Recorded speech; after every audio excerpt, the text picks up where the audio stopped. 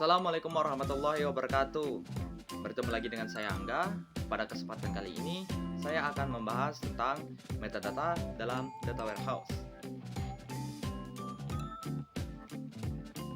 Metadata pada data warehouse adalah informasi tambahan yang memberikan deskripsi, konteks, dan pengenalan terhadap data yang disimpan di dalamnya. Metadata berarti data yang mendeskripsikan data. Metadata berfungsi sebagai panduan untuk memahami dan menggunakan data dalam lingkungan data warehouse.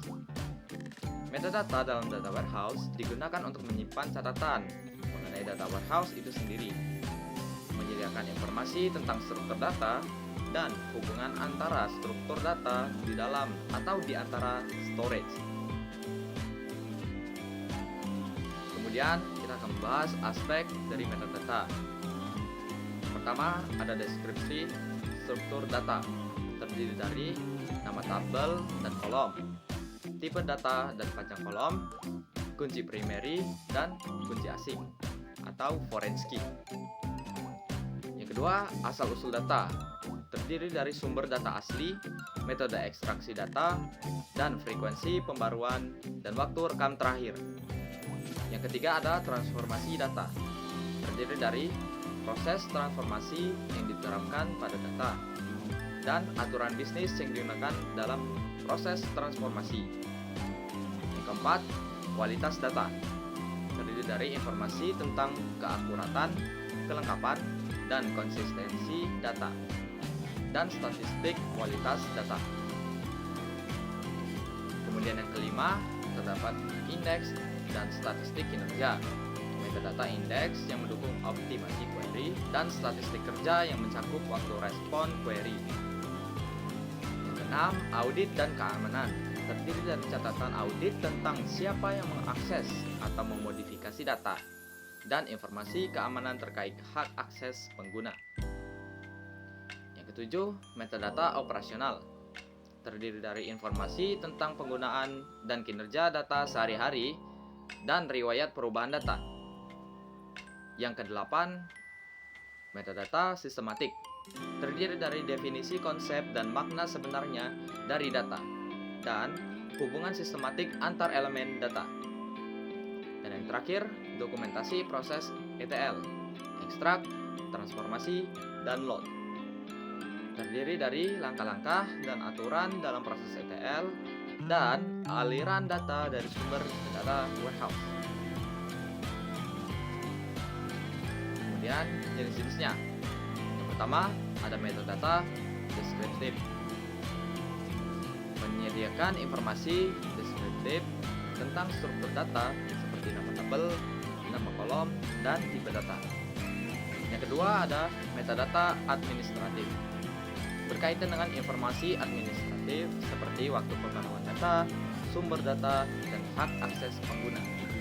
Yang ketiga, metadata operasional, memberikan informasi tentang bagaimana data digunakan, termasuk riwayat, penggunaan, frekuensi akses, dan statistik kinerja.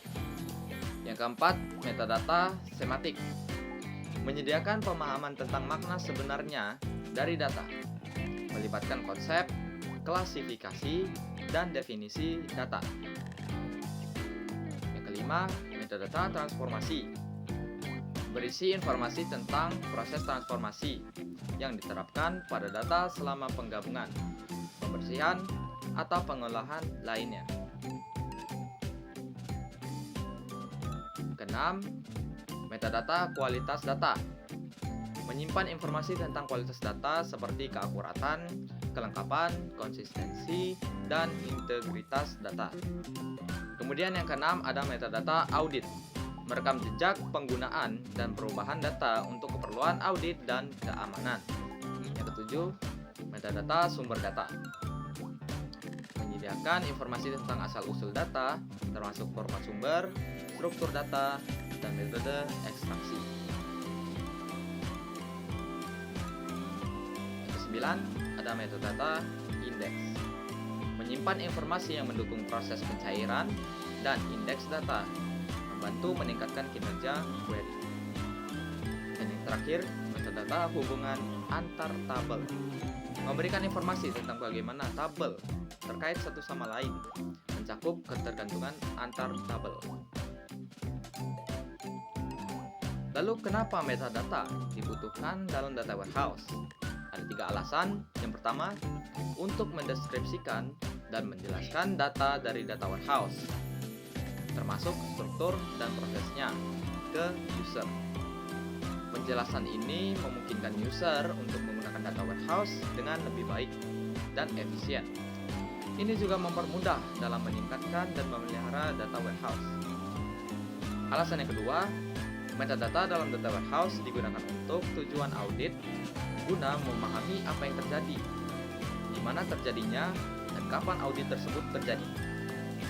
Alasan yang ketiga, ini digunakan oleh sistem untuk menjalankan tugas operasional, seperti menentukan aksi yang dibutuhkan ketika data dideteksi oleh aturan data quality dan perintah tugas ETL butuh dieksekusi. Mungkin itu saja yang bisa dapat saya sampaikan. Jika ada salah kata, saya mohon maaf. Semoga video ini bermanfaat bagi kalian. Saya Adi. Wassalamualaikum warahmatullahi wabarakatuh.